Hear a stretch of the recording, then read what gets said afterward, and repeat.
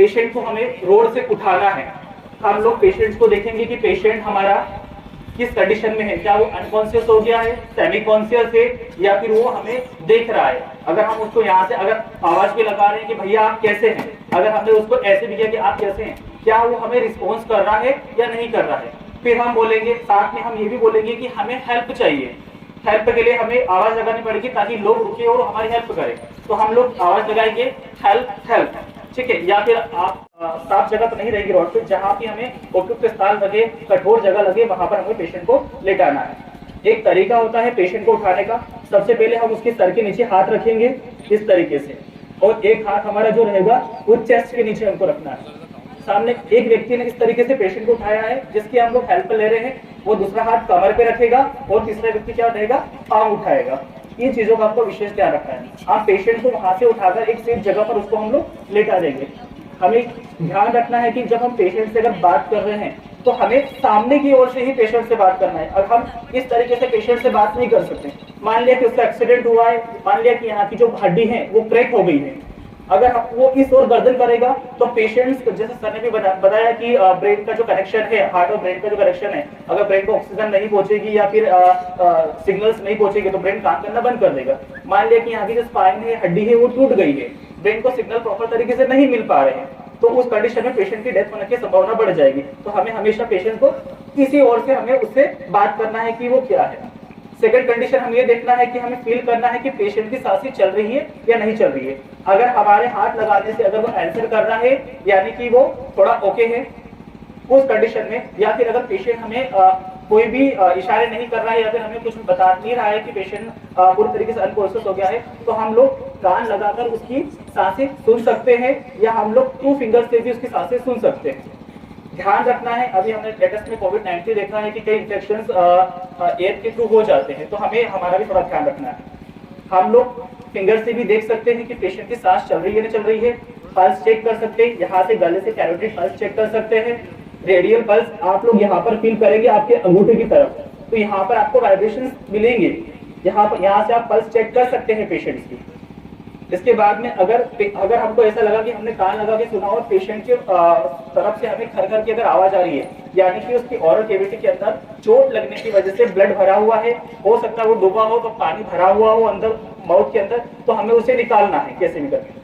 ये जो माउथ है इसको हम लोग क्या करेंगे, यहाँ से थोड़ा सा ओपन करेंगे, ध्यान रखेंगे कि उसको मैंडिबल ब्रेक तो नहीं हुआ है, जो हड्डी वगैरह है ये यहाँ पर टूटी तो नहीं है, हल्का सा इसको जैसे दबा के हम लोग ओपन करेंगे। ओपन इसलिए कर रहे हैं क्योंकि मान लिया कि आपने यहाँ से जो ब्लड आप निकाल रहे हैं उसके अंदर से जो ड्रेन कर रहे हैं ब्लड उंगली की सहायता से, क्योंकि आपके पास में सक्शनिंग मशीन वहां पर अवेलेबल नहीं है, एटलीस्ट जो भी आपको चीजें वहां पर करनी आप ड्रेन कर रहे हैं, और जैसे ही आपने अंदर उंगली इंसर्ट करी और पेशेंट मुंह बंद कर लिया, हमारी उंगली अंदर ही रह जाएगी, ठीक है। तो हम भी इंजर्ड ना हो तो हम क्या करेंगे, पेशेंट को इस तरीके से जॉ को दबाएंगे हल्का सा, और अंदर की जो चीजें हैं उसको हम लोग बाहर निकालेंगे। उसके बाद हम लोग प्राथमिक जो भी हमारे साथ में जो हेल्प के लिए जो भी लोग आए हैं उन्हें हम बोलेंगे कि आप 108 को कॉल करिए, एम्बुलेंस जो नंबर है हमारे मध्य प्रदेश में 108 को कॉल करेंगे, साथ में हम लोग 100 को भी कॉल करेंगे, डायल 100 को भी कॉल करेंगे। डायल 100 थोड़ा फास्टली तरीके से आ जाता है, ये मेरा पर्सनल एक्सपीरियंस है कि जो पुलिस की गाड़ी है वो एम्बुलेंस से हमेशा पहले आई है और वो पेशेंट्स को लेके भी गई है, ठीक है। तो हम 100 को भी कॉल करेंगे और एम्बुलेंस को भी कॉल करेंगे, साथ में हम लोग सीपीआर की प्रोसेस स्टार्ट करेंगे। मान लिया कि पेशेंट हमारा अनकॉन्शियस है, हमें सीपीआर की आवश्यकता अगर लग रही है तो हमारी जो पोजीशंस रहेगी वो इस तरीके से रहेगी, हमारा जो शरीर का जो भार है वो हमारे हाथों से हमारे रिस्ट तक आना चाहिए। विक्रम जी, जो हमारा एयरवे रहेगा ये खुल जाएगा, जिससे अगर हम लोग सीपीआर भी कर रहे हैं तो एयर क्या रहेगी, लंग्स के अंदर आना स्टार्ट हो जाएगी।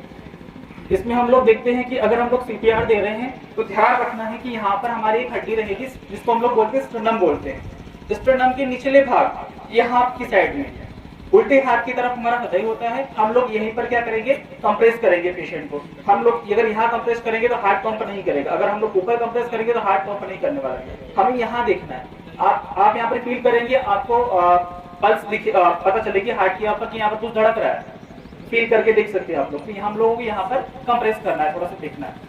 नेक्स्ट कंडीशन में रहेगा कि हमें हमें अल्टरनेटिव यहाँ पर सीपीआर देना है। जो भी हमारी हेल्प के लिए रुके हैं लोग, तो उन्हें कहना है कि आपको इस तरीके से हाथ रखना है, हमारा हाथ पूरा सीधा होना चाहिए, हमारा हाथ अगर मुड़ेगा तो प्रेशर यहाँ पर हमें नहीं लगने वाला है। उसके बाद हम लोग इसको लॉक करेंगे हाथ को, और इस तरीके से हम लोग सीपीआर की प्रोसेस स्टार्ट करेंगे। ऐसे कंटिन्यू हमको 30 बार करना है। उसके बाद ऑरली हमको 2 बार एयर जो हवा है, माउथ टू माउथ जो ऑक्सीजन है, वो हमको पेशेंट को इस तरीके से हमको देना है। बहुत सारी कंडीशन में ऐसी रहती है कि अगर एक्सीडेंट वाला पेशेंट है तो हम वहां पर रुमाल का यूज कर सकते हैं। बेहतर हो कि आप मास्क का भी साथ लेकर चलें। अगर आपको एयर पेशेंट्स को अगर देना है, हो सकता है कि पेशेंट किसी डिसीज से अगर गुजरा हुआ, ट्यूबरकुलोसिस का पेशेंट हुआ है, वो निमोनिया का पेशेंट हुआ, वो हमें भी बीमार कर सकता है, तो उसका हमको विशेष ध्यान रखना है। कंटिन्यू हमें ये प्रोसेस करते रहना है जब तक हमें बाहरी ओर से कोई हॉस्पिटल से या फिर कोई मदद ना मिल जाए, तब तक हमें ये सारी चीजें करते रहना है। कंटिन्यू हम लोग एडल्ट पेशेंट में 8 साल से जो ऊपर के जितने भी पेशेंट्स हैं, उन सभी में हम लोग इस तरीके का सीपीआर दे सकते हैं। 30 बार हमें 1 2 3 4 5 इस तरीके से गिनेंगे। 30 बार अगर ऐसे हो गया, उसके बाद 2 बार हम लोग एयर पुश करेंगे। एयर पुश तब तक करना है जब तक हमें लग रहा है कि उसका जो फेफड़ा है, जो छाती है, वो फूल रही है और वापस रिलैक्स हो रही है। फिर फूल रही, रिलैक्स हो रही है, फिर स्टार्ट में वापस से हमें सीपीआर देना है।